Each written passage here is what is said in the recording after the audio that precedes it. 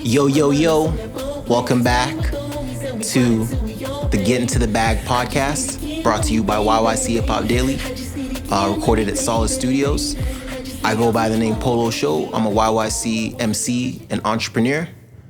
And my guest with me today is a YYC MC himself. I'll let you introduce yourself. Dibbs Music, what up, what up? Yeah, Calgary yeah. Flames, let's go. Yeah. How are you doing today, Dibbs? I'm doing great, man. It's great to be here. Thanks for the invite. Yeah. I appreciate you coming through, man. Absolutely.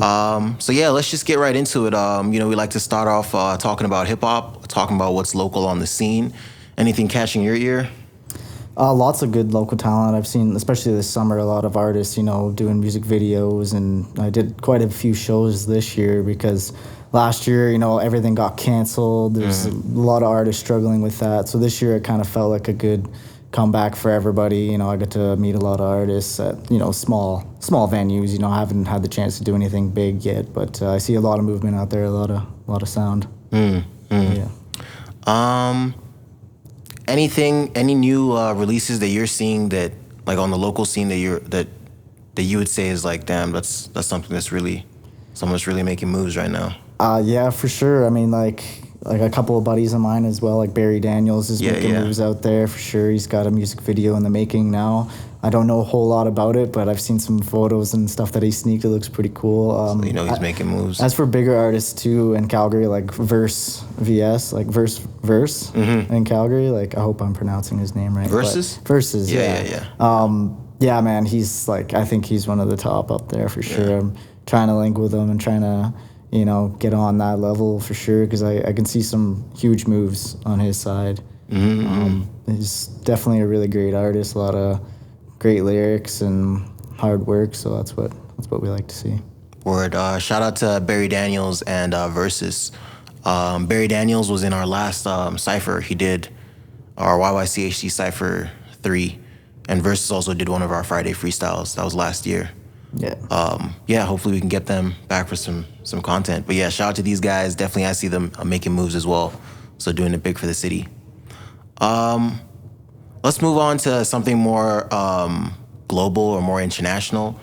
So something that's making headlines in the hip hop world right now is the tragedy at Astroworld, or Astroworld Festival. Yeah. Right?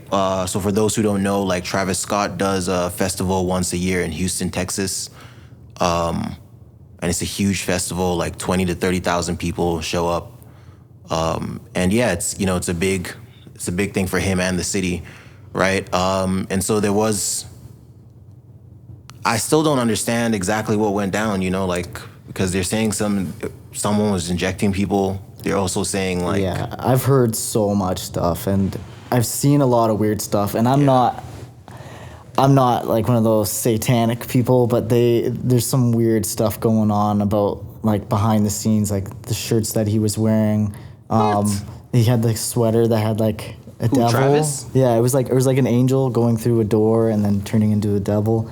And his stage, when you first go into Astroworld, it's like this mouth, and it resembles some sort of, like, reaper or some sort of thing. And his stage was an upside down cross.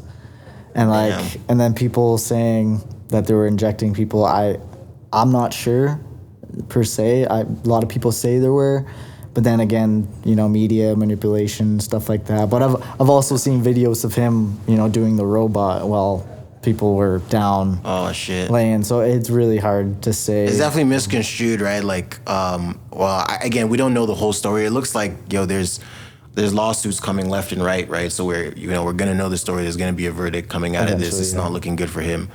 I did see that. So for those who don't know, there were 9 casualties now from the incident. Yeah. Being compressed, basically, just squashed. Yeah. So just in a mosh pit. Majority of them, apparently were squashed, and that is very common in a lot of big tours and big concerts like that. But usually, like, good artists like that care will literally stop things and tell security, help that person. Or like Post Malone, there's a video up where he's like, that girl right there, the small one, see, she's really small, help her, blah, blah, blah. But it from what I've seen, it just seemed like Travis was just like He just didn't seem like he gave a shit. You know what I mean? And like the cancel culture for him now, like it's like a trend of people saying, "Yeah, just deleted Travis from my Spotify," and all this. It's fucked, man. It's like it's fucked. The cancel culture is a thing. Like, I do hope we learn like more of it. Like, I don't know the whole story, so I'm not quick to vilify Travis yet. It doesn't look good for him right now, though. Just based on the situation, but we know that the whole story is coming out. I guess my own concern is like a lot of like they said like there were like 14-year-olds, like it was like a really young crowd. Like well, that's I wouldn't say the majority, but a big chunk of his fans are young teenagers and early adults. So yeah, it really is a tragedy to hear about it. I didn't know how to feel about it at first. It just seemed like a publicity thing for the media. But as stuff unfolds and as media comes out with stuff and people that were there telling their story, it's starting to look more and more like what happened was could have been prevented if he cared, because he's got a big influence on the crowd. And I get these shows do get crazy and they're supposed to, but like they went too far from what I seen. I did see he released a video and a statement, and he said he's gonna be paying for the funerals of the ones that passed. And my heart goes out to those that passed. We'll see what comes out of this, because I feel like this is now turning into everyone saying like, oh, Travis Scott always has shows like this. They're not doing, what I mean? They're not doing anything like this. And I would hate that they would just cancel an artist out of the situation, right? Like, I think as humans we make mistakes, and when you have that much responsibility, and power to the people, it's really, you're really on an edge, you left or right in any direction, and it can go wrong for you. I personally don't think, he should be canceled based off this, but I do think, something should be done for what happened, and I seen his apology video. I didn't believe it. It didn't look good. It didn't look good. It didn't Him look good. saying he'd pay for the funeral costs and stuff, okay, that is the right move, but that apology video was whack. For sure. That was not it. That was not it. PR could have greenlit that, I don't know who greenlit that. It was cringy. Exactly. Sure. But yeah, anyways, there's lawsuits coming left and right. We'll see how this story pans out, because it's pretty new. But yeah, it is a tragic story. And rest in peace to the souls lost. So yeah, on to some more lighter news.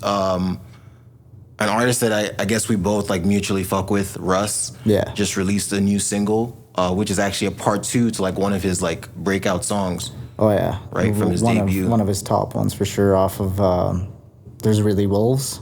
I think that's the album. Yeah, Lose Control part 2, and we listened to it prior.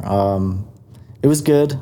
I definitely, we were saying he was trying to go for that same, trying to recreate the nostalgia. The nostalgia, that was the word. And I think he did pretty good. It wasn't quite the same, but when is a part 2 ever the same, But yeah, it was really good. It kind of reminded me of that album and that vibe.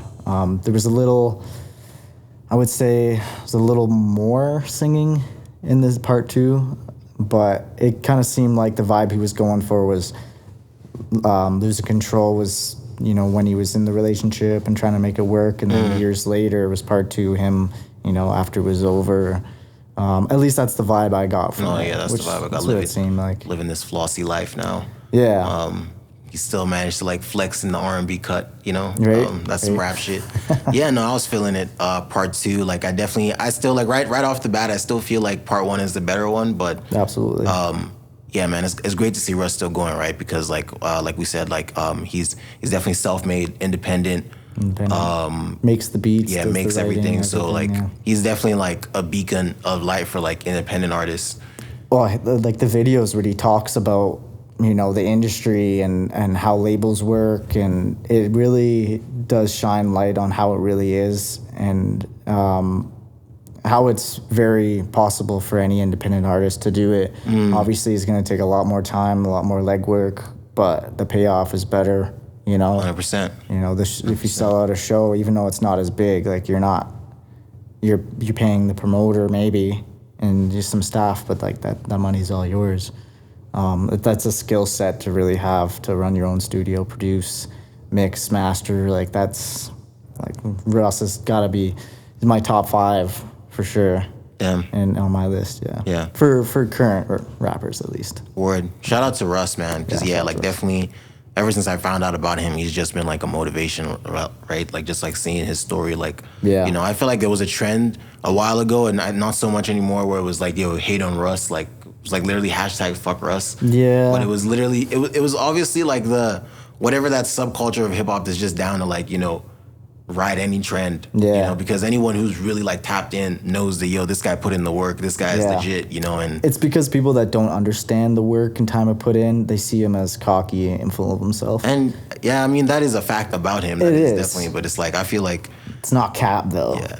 He's not saying this shit, and it's like, no, exactly. He's backing it up. He's backing it up, and I get it. Sometimes it does sound pretty arrogant, and people take everything really personal. It's the culture we're in. Times have changed, but I love it. Like people say they hate McGregor because of shit talking. I love it. Yeah. I feel like if you hate him, I probably don't mind him. Yeah. I was gonna go into like I fuck with McGregor too, but he's definitely. Russ has backed his shit up. Yeah. So let's not put him in the same boat. No, but yeah, different category. shout out to Russ, man.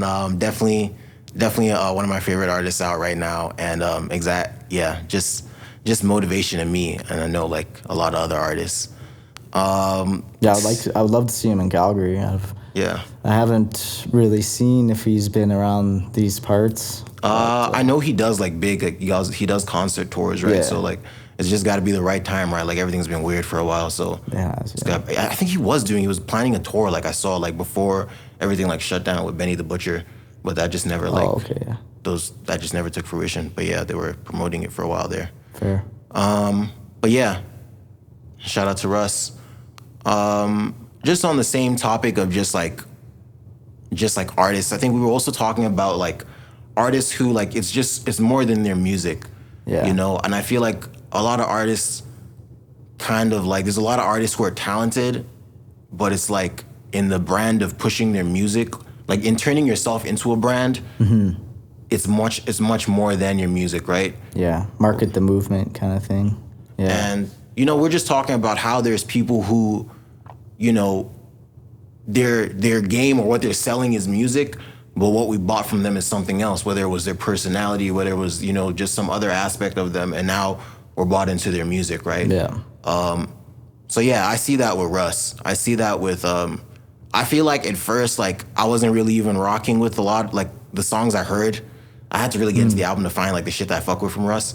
But, like, I wasn't really fucking with, like, just because I was just hearing a lot of the singing stuff, right, like, as the singles. And I was like, oh, this is this guy? Like, I don't know. But it was, like, as I grew and I got to, like, I watched his interviews and I'm like, oh, this guy's about it. Like, this is not just, he came up the rap way. That album, but There Really Are Wolves, most people, their first song they heard by him was What They Want. Yeah, exactly. What they want. Exactly. That's what I heard. That was the song. But for me, like the song that really got me into Russ was Pull the Trigger. Oh, that was the style that got me hooked on Russ. I was like, okay. And then I heard he's independent and he does it all himself. Yeah. And I was like, okay, I really fuck with this. I did it myself was when I was like, oh, this guy makes rap music.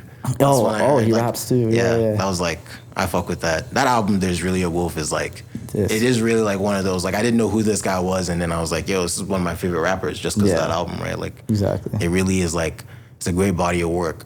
But again, just bringing that up because I feel like Russ also transcends the music. Like why I fuck with Russ is beyond music. I don't always like. Sometimes he's putting out songs like every week, and I'm not always like tapped in like that. Yeah. But I do consider myself a fan of Russ because like I've checked out his audiobooks. I'll like watch an interview from him because he's what I'm getting from him. What is this? All in Your Head.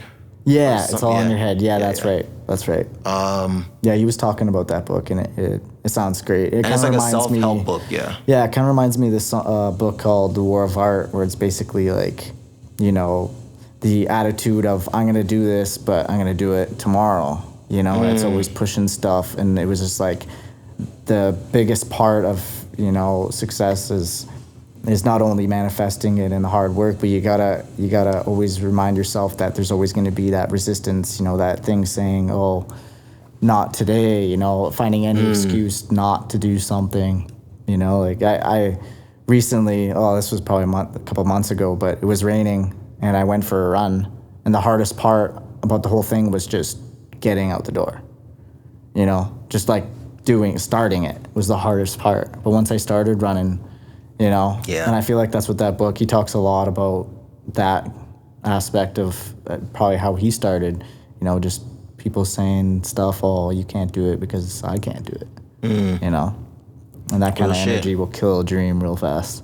Real shit. Yeah. So again, just big ups to Russ. Someone else I did want to mention in this category is Mac Miller, because we were talking about how, like, his music is going to be played. You know, they're still going to be dropping, hopefully, if he still has, like, content, he's still going to be dropping music, his estate, you know, until it's out. And even then, those streams, he's still going to be a streaming artist, right? Because, yeah, exactly. You know, he transcended the music, right? Like, people fuck with him. Like, his core fan base connected with him on a personal level. It wasn't just about the music. And his music was super personal as well, so that just made it like a bridge. Yeah. Right? Well, it was really relatable, and it was like in the early days, you know, like Frozen Pizza and Kool-Aid, you know, and National Skip Day or whatever. I can't remember that other song. Yeah. But like those songs were so fun, and a lot of his fans were that age too, high school, you know, and living that same life. So yeah, it wasn't just the music, it was like the lifestyle, it was him as a person and how personal he was with it, that yeah, regardless of what song he put out, he had such a big support from all his fans. And even after he passed, still like the support might even be more now, in my opinion. I definitely am, like, I was always a fan of him. I checked out like all the mixtapes, and I think Macadelic is my favorite mixtape from him. Yeah. But yeah, like I feel like it definitely, like, it was one of those, and that's how I knew it was like, that's how I knew it was. I always just felt like I was a passive fan, even though I listened to like all the music. But like when he passed, like I really, you know, I felt like I mourned him like I mourned someone I knew, you know what I mean? Not like, you know, just, you know what I mean? It wasn't just, you hear an entertainer passes and maybe you like fuck with their stuff, but it's not like, you know, it's not a big deal. But it definitely, and you felt that in the hip hop community, right? Because his fan base is so big, right, within that. Yeah. Where it was like, damn. And it's still like, I still see like, you know, hip hop pages that will do like, they'll post like a, you know, a random thing he said, like a tweet or like a, you know, like a picture of him, because, you know, the last pictures of him where he had his hands on his face, like that was such a popular photo all over the internet for the longest time. I even had that photo as my background for at least a year. Yeah. And then when Faces came out, you know, there was some old songs from previous mixtapes. But like I was saying, I was listening to Funeral, and it really tripped me out because he had already been passed away for 2 years, over 2 years. And this song Funeral comes out, and he's like, "It's my song for my funeral," you know? And yeah, he's like, "Party like it's the last day of my life." And it sounds like his words and how he was talking, it's like he knew, and that's something that a lot of artists that passed have done, you know. XXX Extension and Juice WRLD, Tupac, Biggie, like this, predicting their own death. I'm not gonna say they manifested it, but it's almost like they knew, and it's, I mean, like, words have a really powerful, I believe like on a subconscious level, they definitely manifested it. You know, I believe like Biggie was someone who was so full of life. You know, I never met him. I think he died like shortly after I was born. But like just from what I get from his music, I tell you, he was so full of life. But it was just like you know, just like anyone, he battled with like darkness as well. And like those were themes in his music. But he was such a creative person. You know, those like themes of like feeling sad about the world would be manifested into like a whole song where he narrates killing himself, calling his mom up, and you know what I mean. It really went that deep. And I feel like if you let your mind, like, you know, it's just, I don't know. Because we write lyrics, we know it's not just words, right? Like these mean so much. Yeah.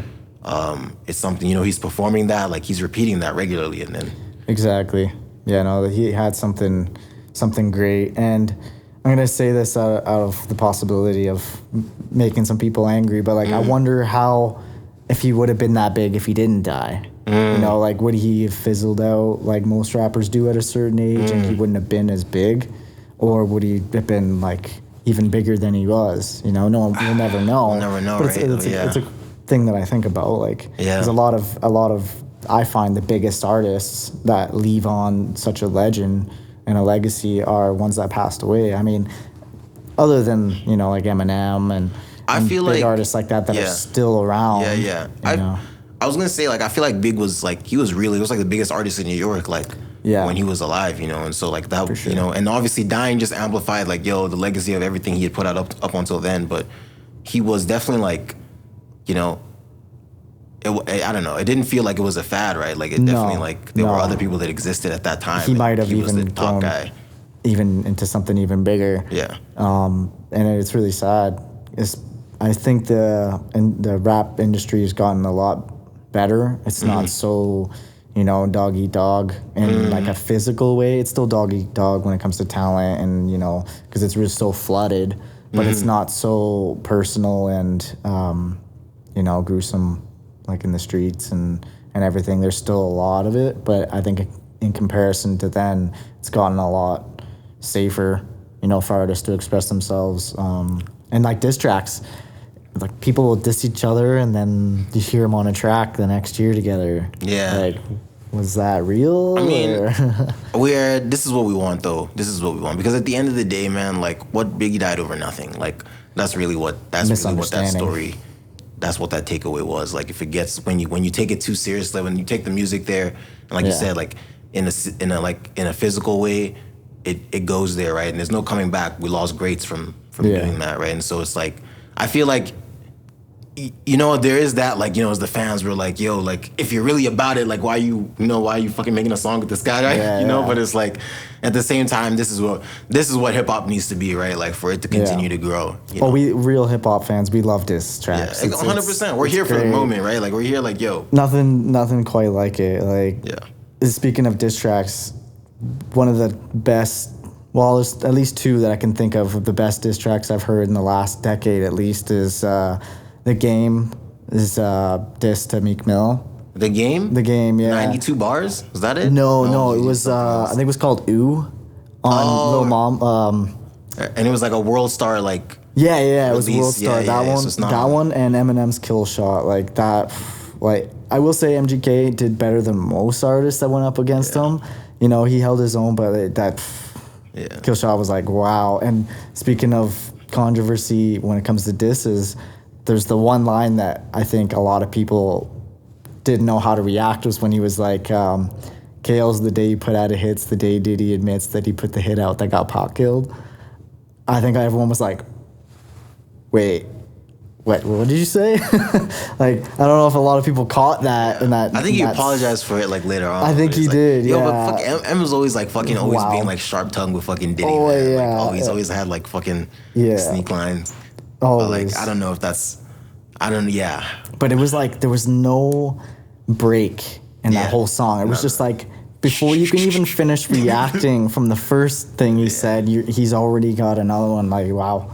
Bars. That's Shout out to M, man. Oh man, M. M is like, I feel like this Okay. conversation like started from like, you know, the artists who like what they are transcends so much more than just their music, right? And I feel like M is obviously like a perfect example of that. Yeah. And when I think of Eminem, like we got so many M posters in here, like I feel like Eminem to me like represents like, you know, top tier lyricism.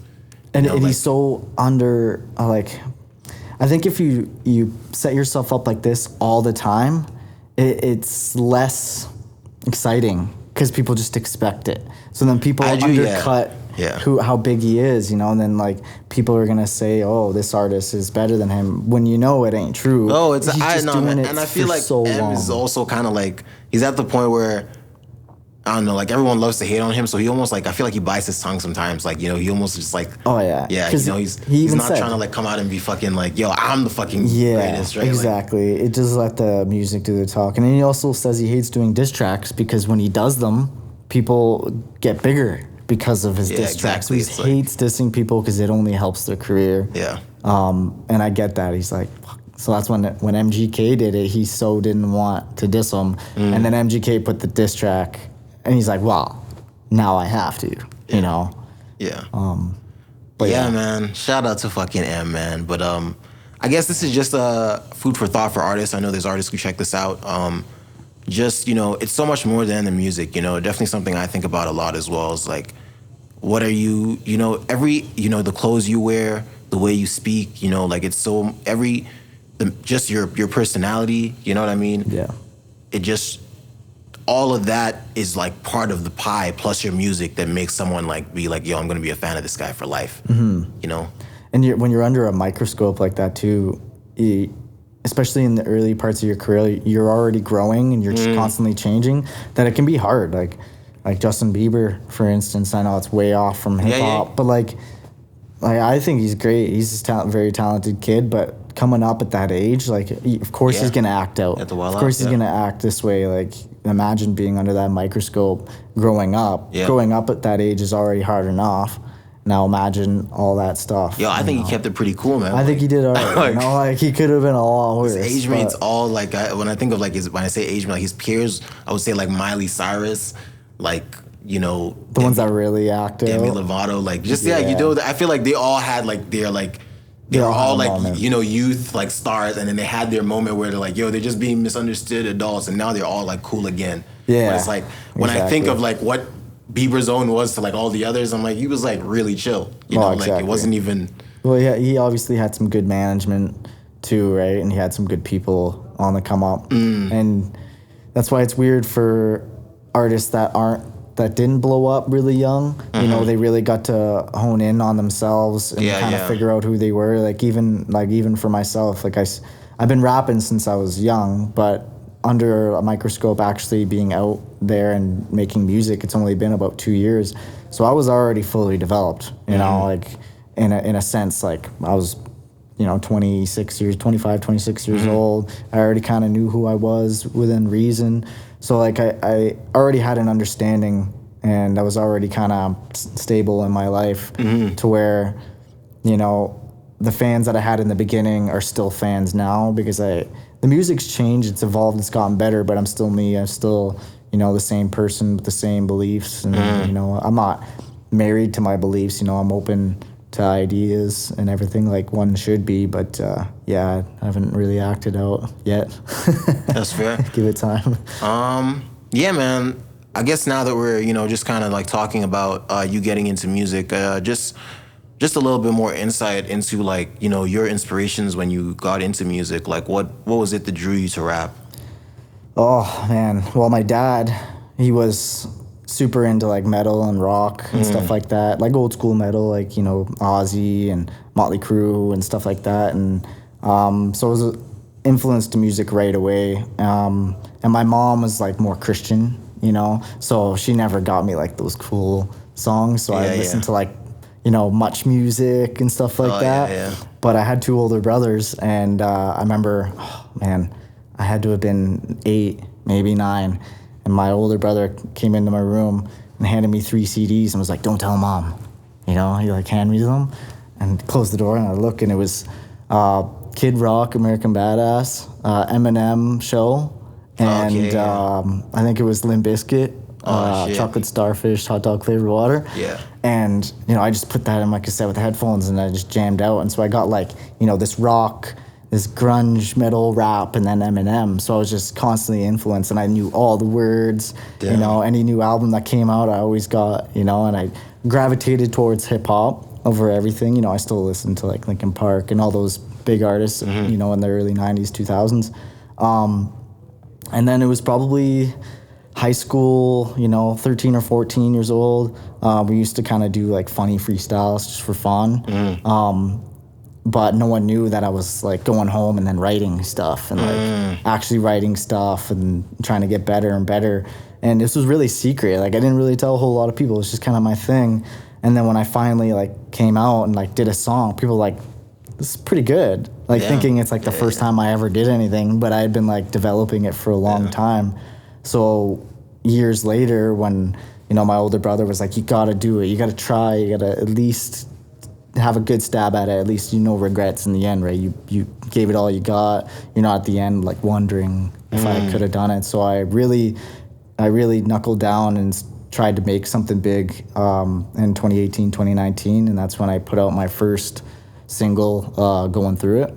And a lot of people were like, holy shit, is this your first song? I'm like, yeah. They're like, god damn. Yeah. But really, they didn't see like the 10-year build up to me actually dropping the first song. Yeah. And I did a music video and everything. It was right legit. And I instantly had a fan base. It was small, but those, maybe 500 people that I had in the beginning are still like my most hardcore fans. Like they're always, sharing and liking.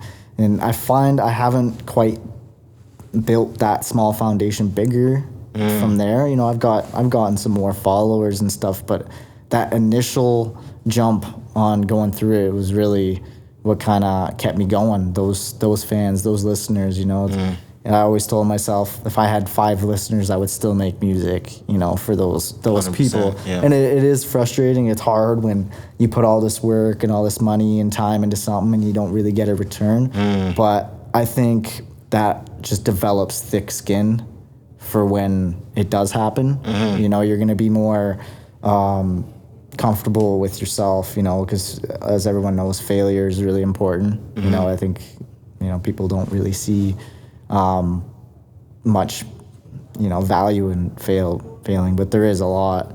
And it just helps you grow. And I hope to only keep making music and to get better. And, obviously blowing up would be really great. 100%. But I'm glad that it's taken this time, because like our initial topic, acting out, coming up and not knowing yourself. So I think this long journey is necessary for somebody that wants to play the long game. Yeah.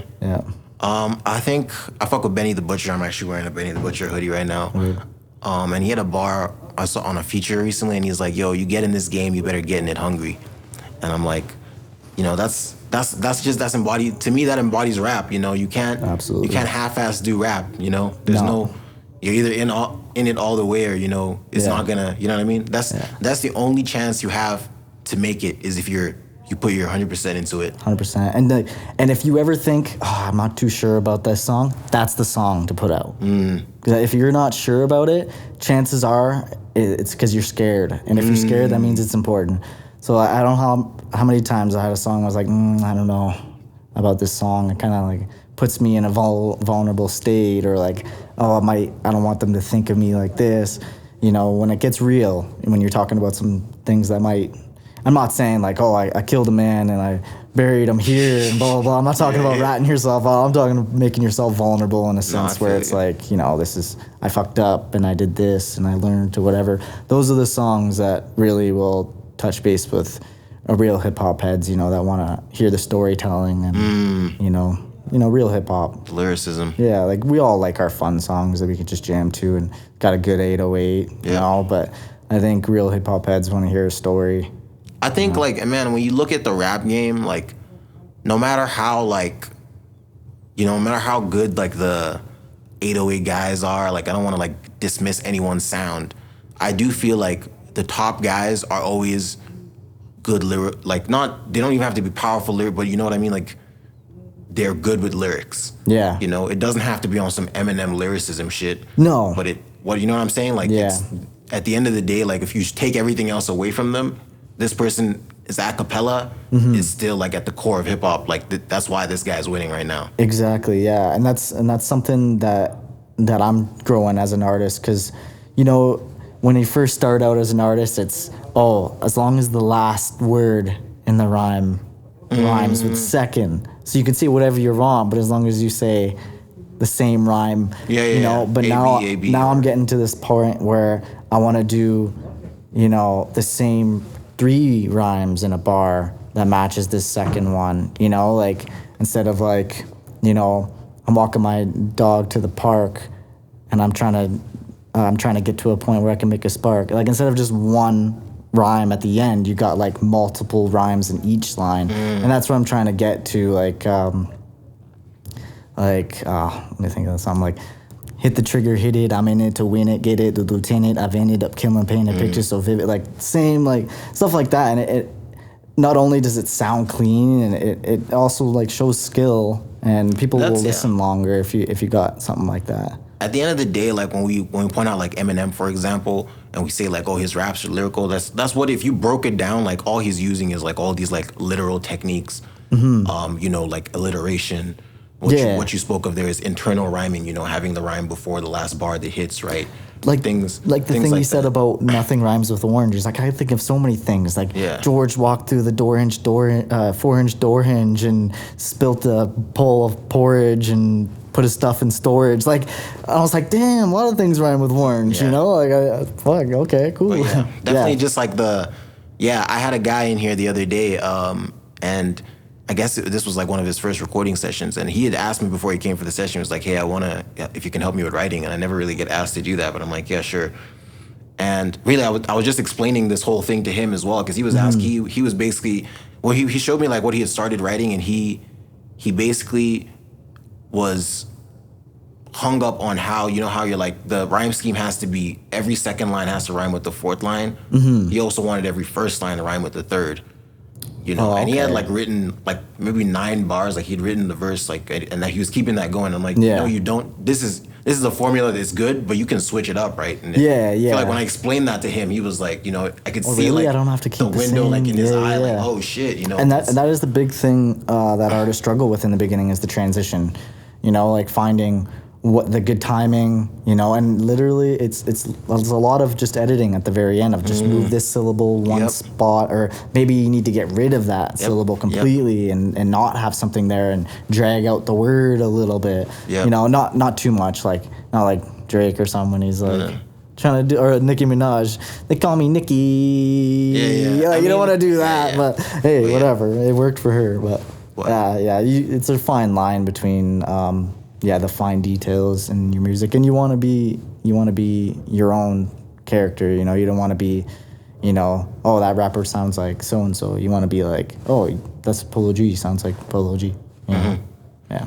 I mean, what we're talking about right now is the craft, you know, and science of, you know, writing lyrics or writing rap bars, right? Like we're talking about all the little placement, taking syllables off here and there, you know. And it's like it's so much more in depth than we're just brushing over right now, but.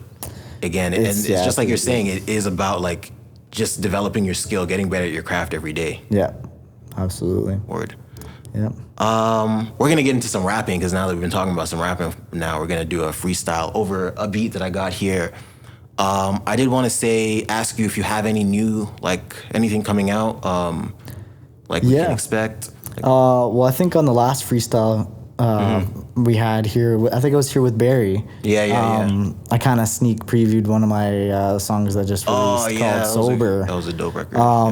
So Sober, stream that on all platforms. It's definitely one of my best yet, you know, like not so much in terms of like lyrical, like I'm not rapping really fast or anything, but it's just like really from the heart. I think a lot of people can relate with it. It's about, getting sober.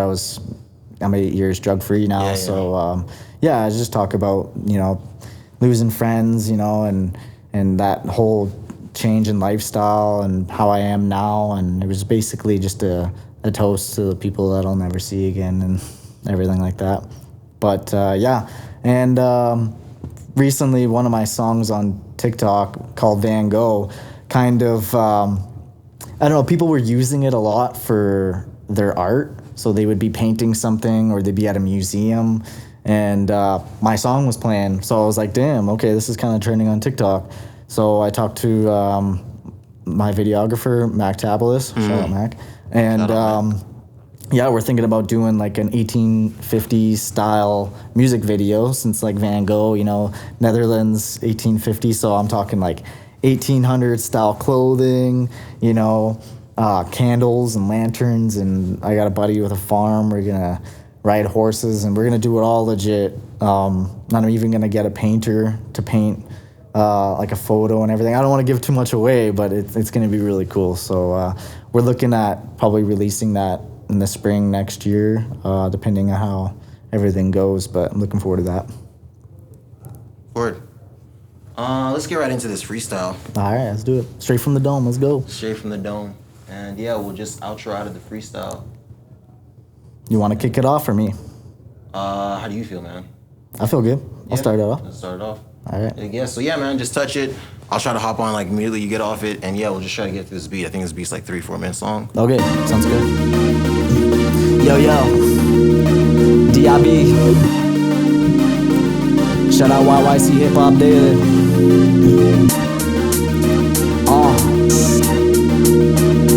Fuck with this synth, let's go. Yo. When I wake up in the morning, trying to live my life, live it right. Nobody hearing you out, it's hard to stay polite. Switch bids, then rich kids get recognized. Well, I've been gutting the same shit over time.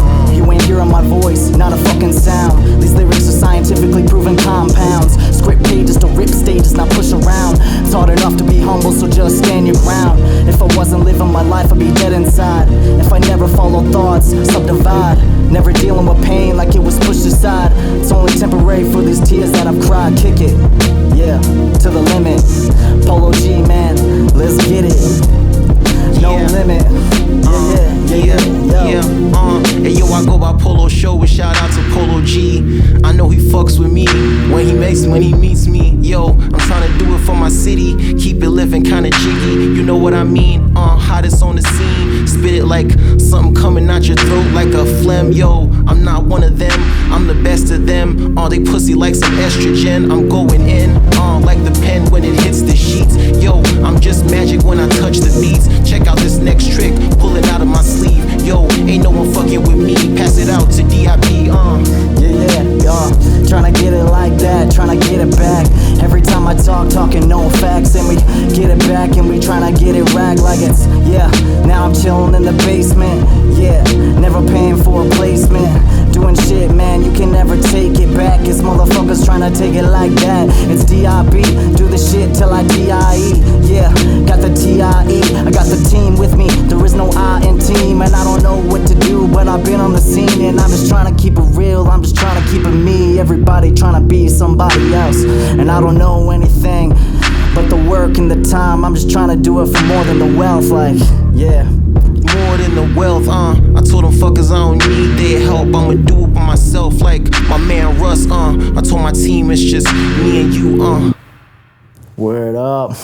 Yeah. Love a classic freestyle, man. So much fun. That was tight. That was something simple, man. I feel like you got off some bars there, bro. That felt good, yeah. That felt nice. I've been, oh man, I gotta say shout out to Barry Daniels. He's like one of the best freestylers that I know personally. Damn. Like that guy can just go off. So like I've been hanging out with him a lot, and we'll just go back and forth, and I feel like I've gotten a little better at the freestyle. I think it's really important. A lot of artists 100%. can't do the freestyle.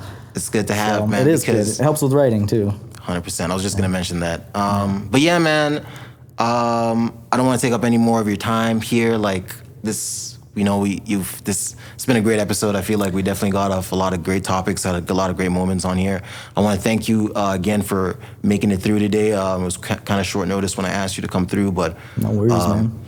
I could tell you're about hip hop. You're about you're about the culture, about doing it. You're about the scene, and you're about like pushing your brand. You're trying to make it as well as an artist. So I can respect that. Yeah, man. So yeah, man. Thank you. Yeah, thank you, man. I appreciate the invite. It's always a good time, man. Since like episode 3, I remember you hit me up for the first time. Yeah. That was great, man. So yeah, I love what you guys are doing. You got a culture here, a family, and I really love it. Word, man. I know, man. So yeah, you can find me at Polo Sho YYC on Instagram and Facebook, and you can find my music on all streaming platforms. Polo Sho is my artist name. What about you? Dibbs Music, all platforms, pretty easy. The real Dibbs on Facebook, if that's your thing. Yeah.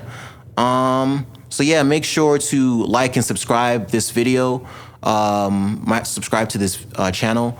Follow YYC Hip Hop Daily on Instagram and Solace Studios YYC. And until next time, this was the Getting to the Bag podcast. Peace out. Peace.